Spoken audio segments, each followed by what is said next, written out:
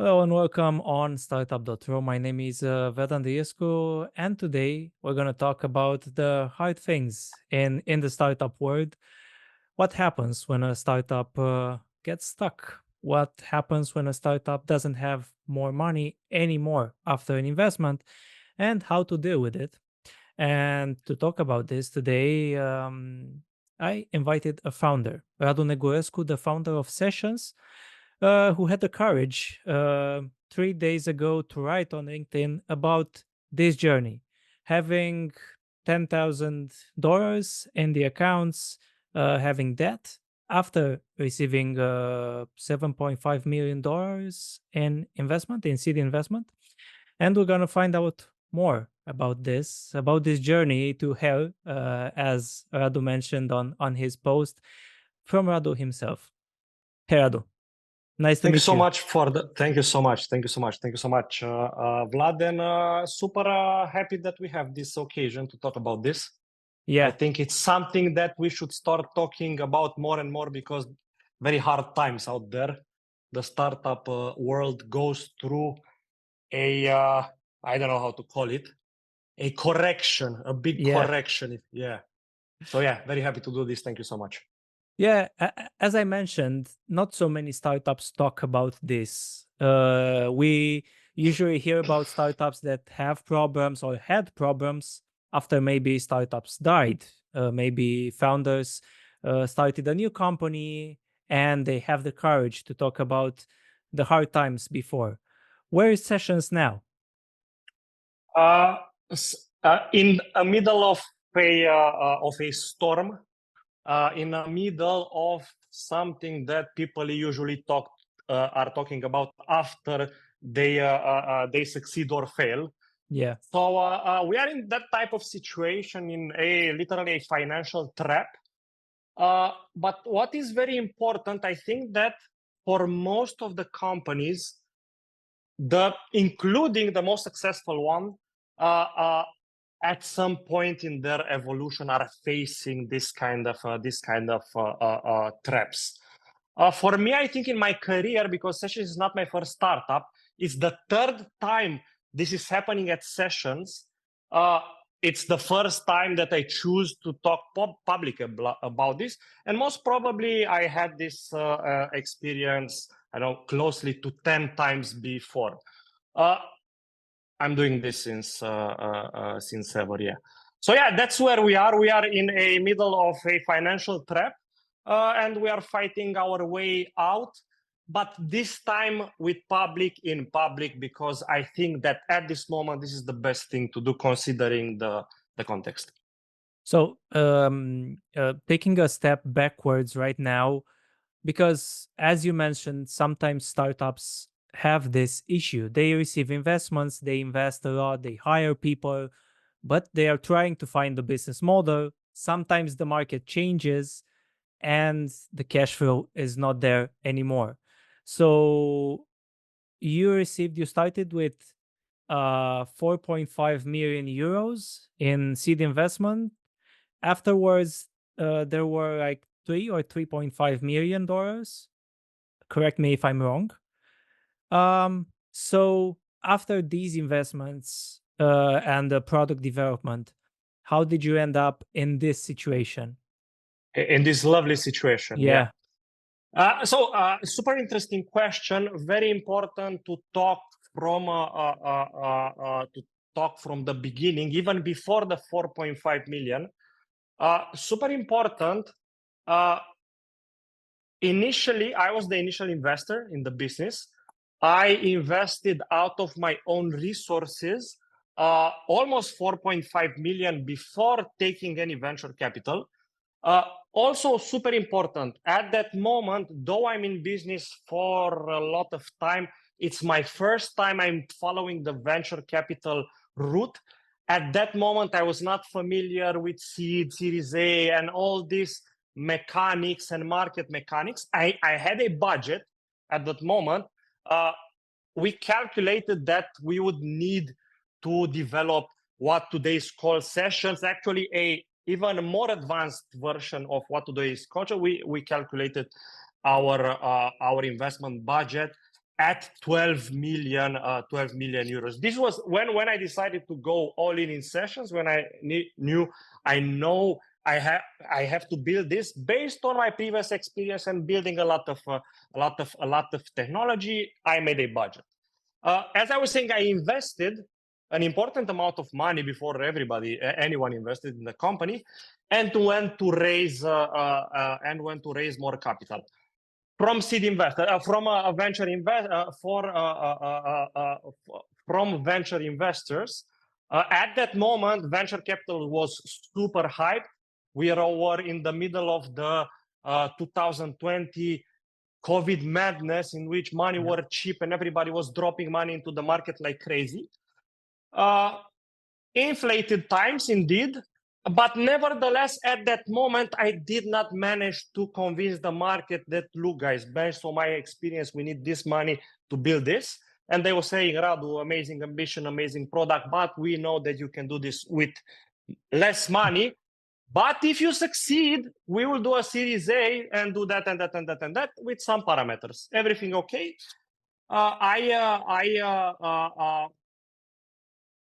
I joined the game with enthusiasm and curiosity. I still believe that venture as a class, it's super important for the economy.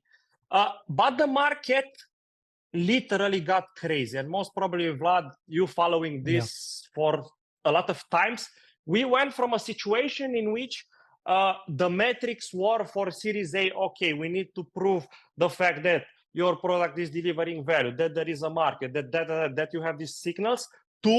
In order to raise a Series A, you need 1.5 million in ARR, literally in 6 months. From a context to another, the market transformed overnight, and it was injected with a lot of panic. So from an initial plan to start and build a product in some conditions, we landed into a total different landscape. That put us in the position to do a extension, because we realized we will not be capable to raise a Series A, though we were on the metrics discussed for the initial Series A. I dropped a pen. Basically, we needed to do the extension. It was close to impossible. We managed to put something together, but the round blown. And this is something non-public, and I don't want to enter in this phase into more discussions, but we did not manage to raise that round that we needed in order to course correct considering the market. And we landed into a smaller round, out of which actually we raised 1.5 million out of the market, 1 million from investors, almost 500 from Seedblink, and I invested another 5 million, another 500K. So this brings my investment up to 5 million. I'm still the biggest investor in sessions. And I was planning, and I had budgeted to invest another 1 million, which is still on the table, but from outside the reason. And this is the trigger to make it very clear. The fact that I was not able to personally put another 1 million into this round put us into this situation in which everything exploded. And I realized that the only way to move forward is to find, to explain people the situation, to talk about our business case, to get out publicly after support. We received huge amounts of support. Though these are the hardest weeks in sessions live, I think are the most rewarding days, seeing how much support we received. So basically, we missed a fundraise. We missed to close the extension. It was again officially on record. Yeah, it is totally my fault. I mean, I tried to solve the situation in every possible way to make this clean, as clean as possible, we didn't manage, and that's why I made this public. I think it's a super interesting story with a lot of follow-on information, because we will solve this in public. And you mentioned that the landscape changed, and we know that it changed in the last 2 years when investors basically changed the valuation, the changed the basically what they looked for a Series A, as you mentioned. Was this a Europe thing? Because your investors, your funds are from Europe, or do you think it would have been a global situation? It's a to make it very clear, it's a global situation, but in Europe things are way over exaggerated.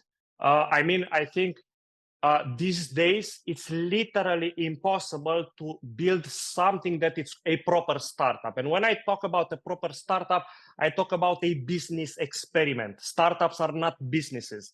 Businesses are financed through different mechanisms, through banking, through private equity, through other sources. Venture capital, it's mainly for high risk startup business experiments. So this is what changed a lot in Europe. It's, from my perspective today, if somebody wants to open a startup, and if they don't have some, because everything is a formula in venture world. So if somebody can, I mean, even now I can publicly talk, if somebody can do dum dum bam bam bam bam, everybody can take money. But those marks are not elitist, are impossible even for those with 20 years of business experience. These days, venture capital and European venture capital, it's a let's try a zero risk game, which from my perspective, it's impossible in life. In reality, totally it's impossible in business, but in venture, it's crazy.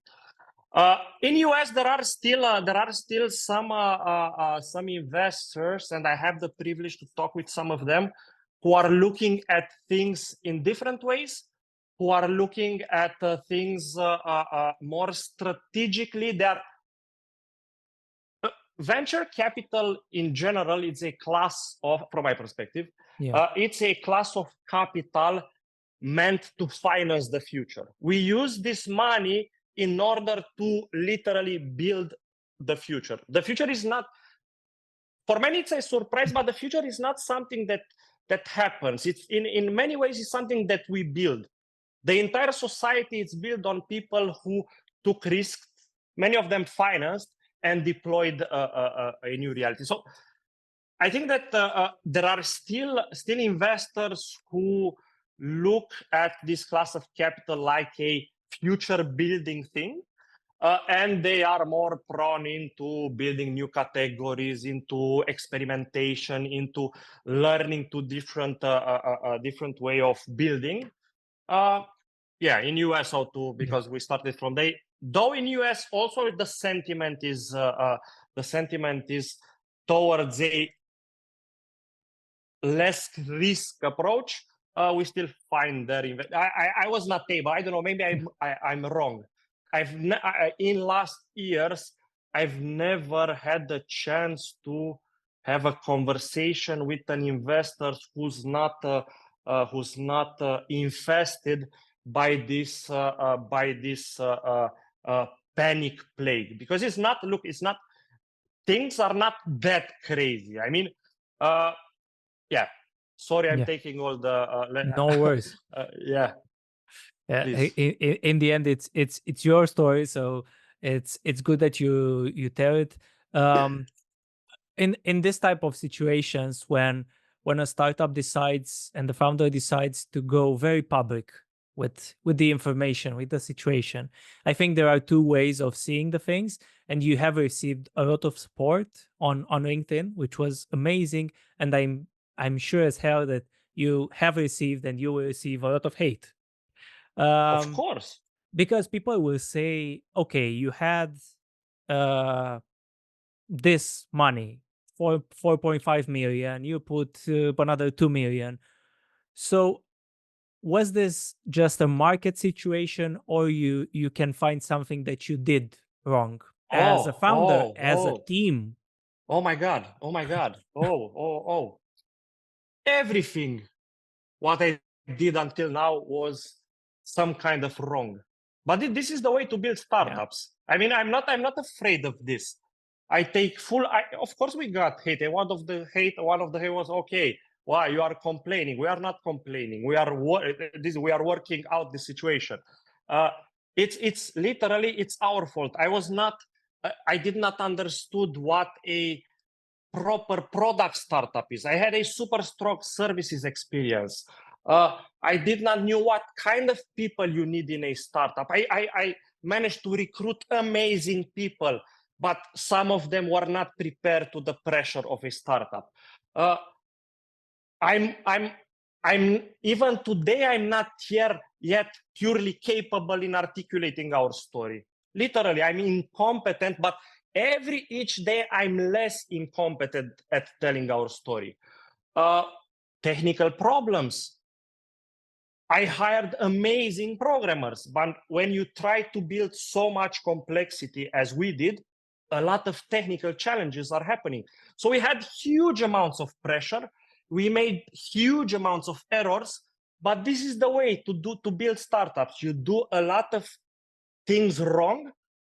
Some of them you are doing good, but you learn a lot, you move forward, and you don't repeat those mistakes.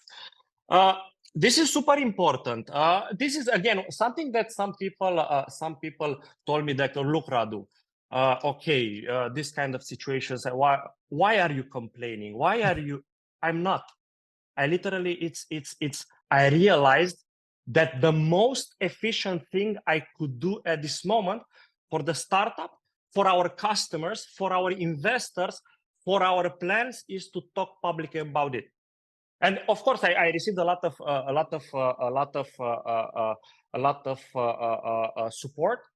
Some hate, I could say 10% hate, 90% support, which is It's good. purely amazing. Yeah. It's good. But also, I've been proactively approached by investors, proactively approached by founders that, Radu, okay, I applaud the guts. Let me help. I was even contacted by some that could be called our competitors, which which offer the help. It's amazing. It's amazing. It's, hey, we will all look. It's impossible to build, Vlad. If somebody is telling you that you can build something new without hate, I tell you that he's lying. It's impossible. It's literally impossible. And this is one of the most important things in startups. We are I mean, if it's comfortable, you're not doing enough. Yeah. You are going to be lucky, or you are going to die. It has to be uncomfortable. And this is not a dogma. This is not ideology. Literally, when you are building a startup, the entire world mostly opposes. This is the reality. Everybody knows to do better. Everybody tells you that you do that. It's impossible to solve all these problems without creating some frictions. So I'm yeah, curious. pure. Sorry, I'm curious. No worries. Do you believe that from the money you had and the initial plan you had for sessions, do you believe that you overspent, or you just based your calculations on No, the no, facts you no. had? No, I underspend. This is something that I'm repeatedly saying. I underspend. The reasons why we are in this situation, because I didn't spend a lot. I didn't. I was so in as a median. We were around 240K as a burn rate month over month. This is on the whole period. Imagine that when we took the seed, we were 35. We are building not just a platform, a startup, a technology. Basically, we are bundling today what 10 startups are doing with 100x the number of consolidated programmers. We underspent, we over-delivered. I did not manage to explain this to the world, and I didn't manage to raise enough money to spend properly and deliver. This is, I didn't, of course, there are infinite ways to execute a business. This is super important. There are infinite ways to execute a business.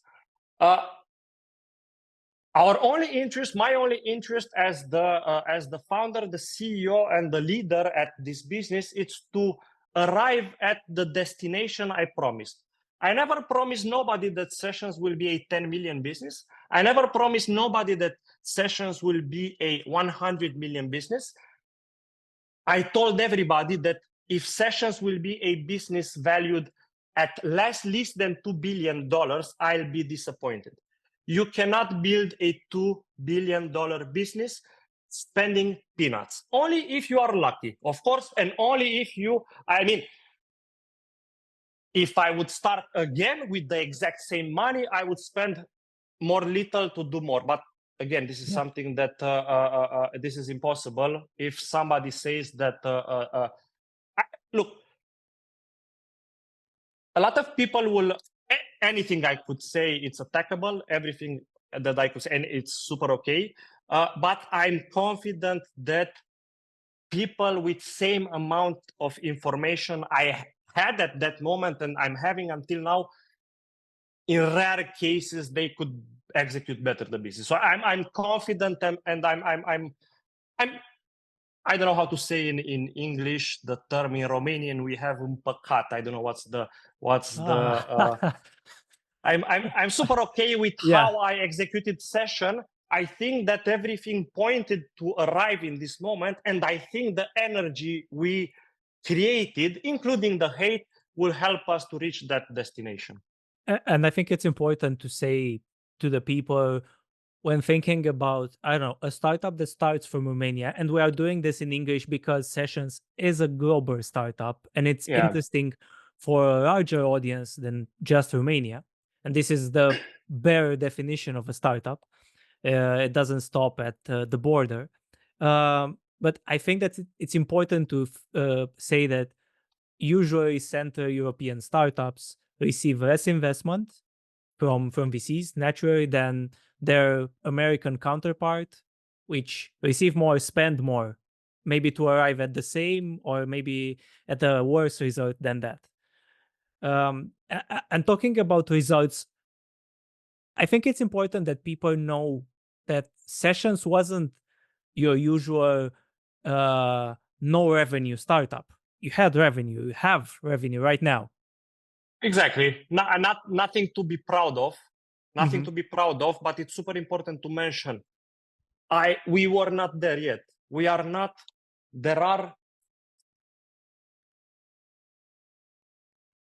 You can always force things. You can look. We had a lot of business potential since 2020 when we did our core platform, did some crazy events with the people from Unfinished, and had a lot of offerings from all over the world to Sessions to be used as an corporate events platform. I literally realized that is a dead end, and it happened with Hopin. I realized that we need to build something way more complex, and that our plan to bundle communication and collaboration into a unified experience is the single way to move forward. We have more than 60,000, we are closing to 70,000 users worldwide. Indeed, more than 90%, actually close to 95% are from outside of Romania.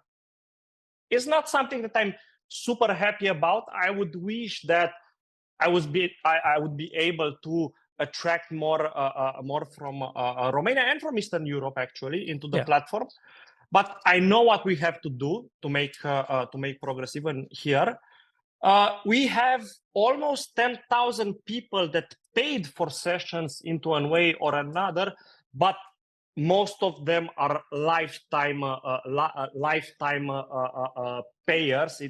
It's not the traditional what venture capital wants, casual, regular ARR, which is something that we are not at that moment. It literally, I don't know. I want to build a comparison or a metaphor to understand it better. It's like we started. There are several ways and several sizes in which a residential project can be built. For example, you could build a block with 2 floors and have a 2 million budget, and it's okay and it's super interesting. Or you could build a residential neighborhood with 5,000 apartments and a investment of 100 millions, but with the potential of 100x returns.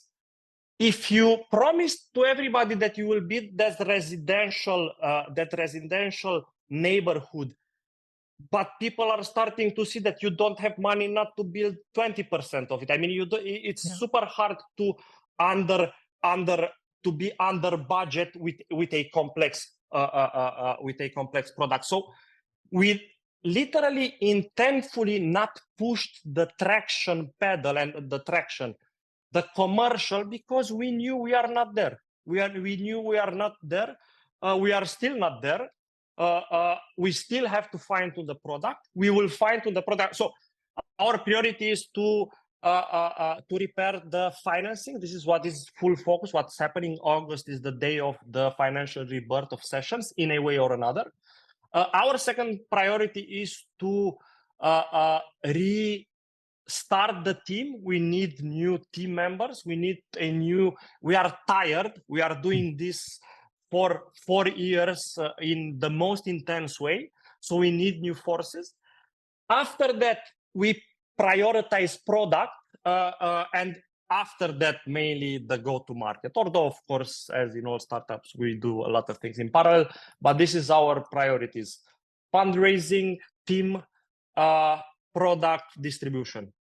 And considering how we, also an important note, considering how we build our product strategy, distribution, it's also a side effect of the product. We are fully into product-led growth, including today 50% of our users are coming from network effects.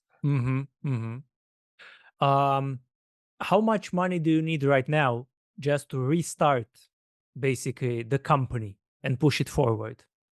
So we had this. This is something that is super hot at this moment, and I will be open about it. That we have a little internal argue on what to do. We are clarifying it these days. It's between 2 millions. I think that an initial very fast injection of capital would help us, would win us several few months in order to attract a larger piece of capital to do, from my perspective, what I would call a proper bridge, as how I'm seeing the plan to build the business. So right now we are discussing between 2 and 4 million. This is the plan. And in this journey of Sessions, you have, besides you, that you put money in the company, you have investors that believed in Sessions. Where are the investors right now? Very good question. No? In your road, because a moment like this doesn't happen from one day to another. You know about this journey. You know where you end up in August 2024. Of course. This is a hard topic. I don't know physically where they are. I really hope they are good. I do not think they are a big fans of my approach.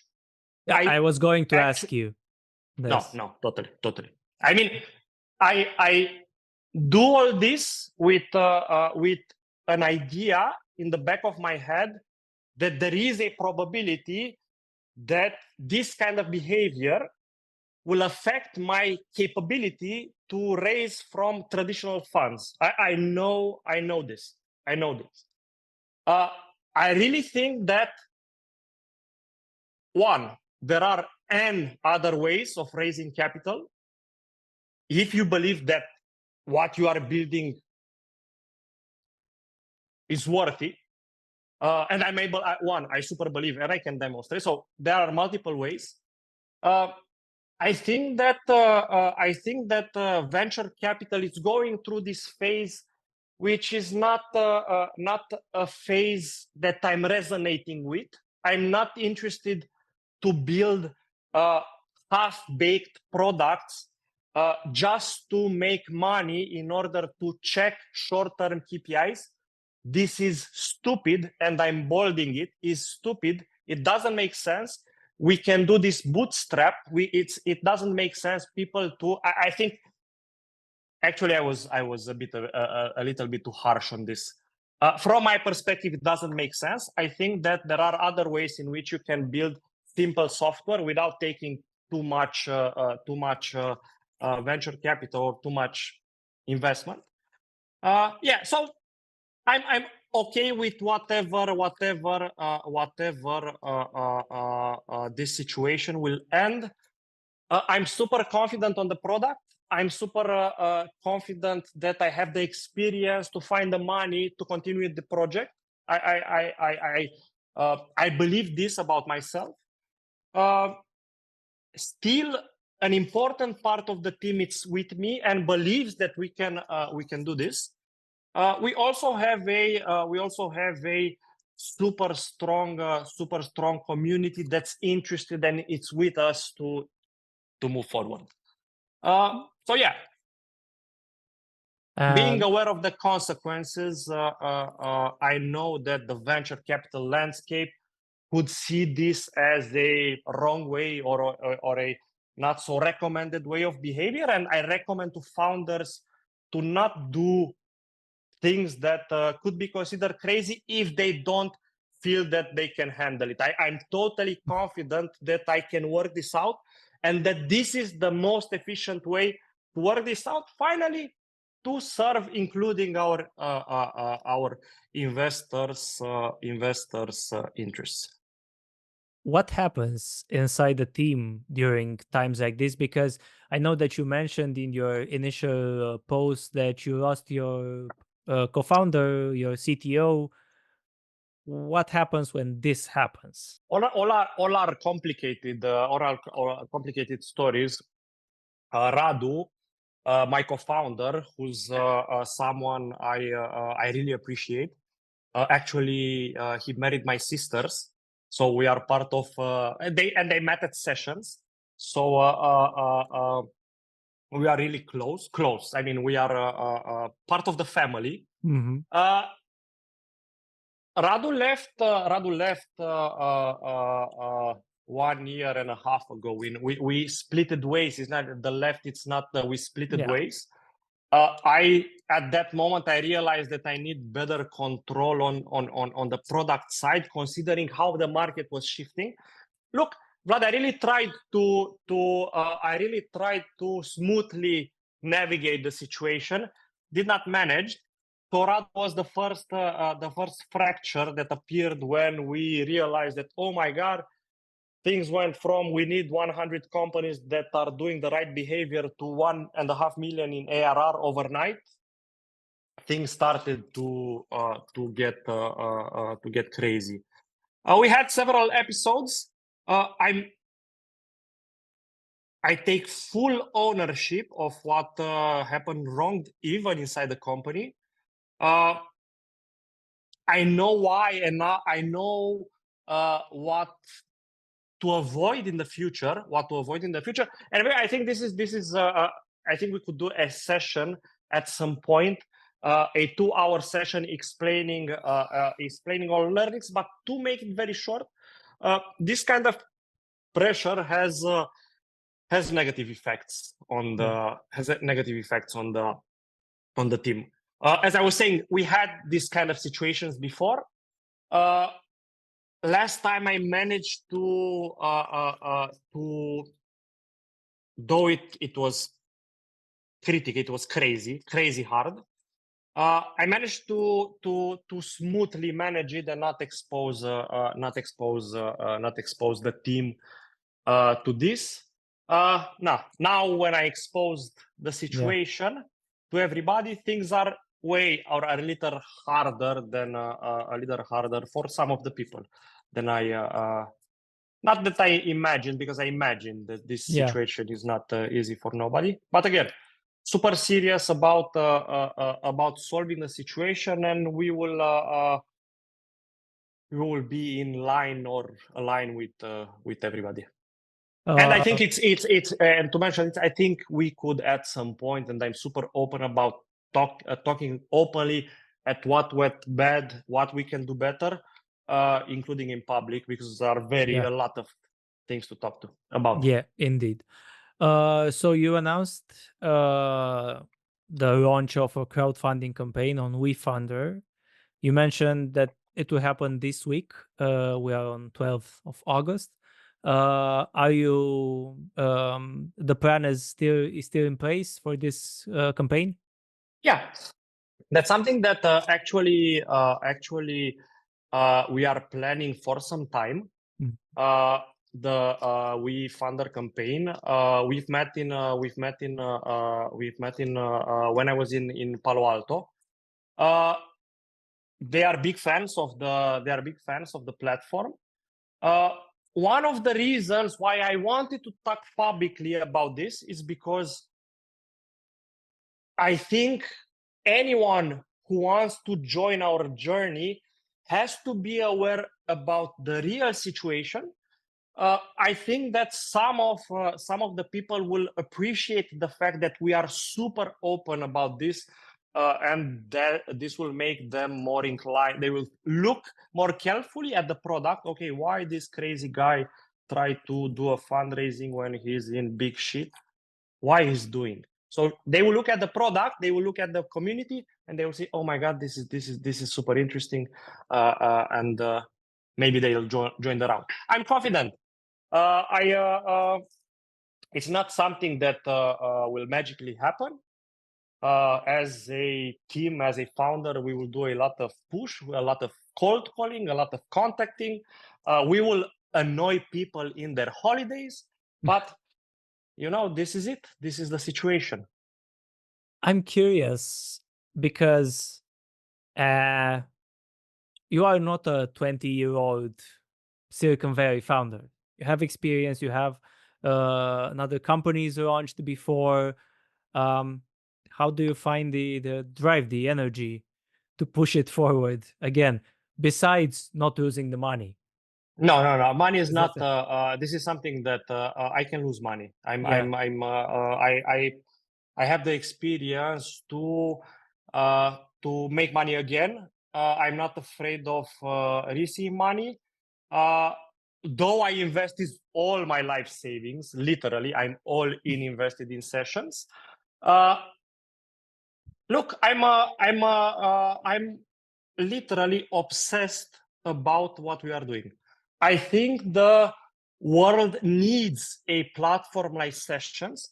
I know that right now millions of people will adopt instantly sessions if we would be at a product level that I'm targeting to be. I know that literally hundreds of millions, but if I'm exaggerating, at least tens of millions of people will need sessions in the future. I know for a fact that I can build a product to perfectly serve tens of millions of people.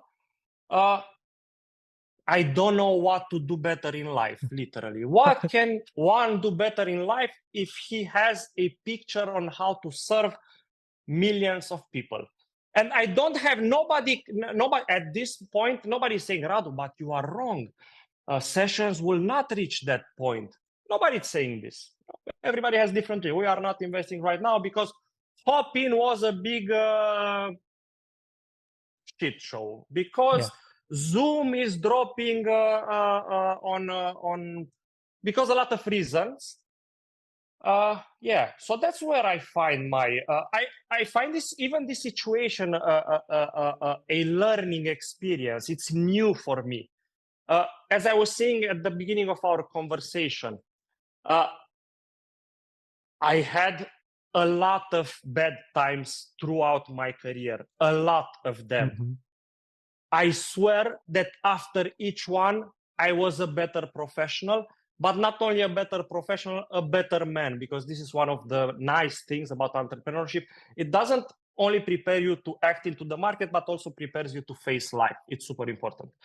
I'm obsessed about the mission, and I'm obsessed about the craft. I'm an entrepreneur who knows he can do impact. I know that entrepreneurship's most important function is to expand the limits of our society. And our society today is how it is because other entrepreneurs did a lot of fuck ups behind us. So I know this for a fact, and this is why I have this clarity on how to build and what to build. The only thing I need is more money. I'm literally more excited about, okay, we can solve the money than building another vision for tens of millions. So until I conclude that nobody is interested for this to move forward, I will do my best to do this. Hope it answers your. Yeah, Radu, thank you very much for the conversation, for taking the time basically to explain this journey, and we wish you good luck in this crazy journey that you started, not today or yesterday, but when you launched sessions. Yeah, thank you so much. Thank you so much. Thank you so much. Thank you. And do not forget, you can go on LinkedIn and search for Radu Negulescu. He will document this journey publicly. And I think after this talk, he will have also a webinar on answering more and more questions. And we think it's important to talk publicly about the good and the bad times of startups, wherever they are. So thank you very much for watching us, and keep in touch.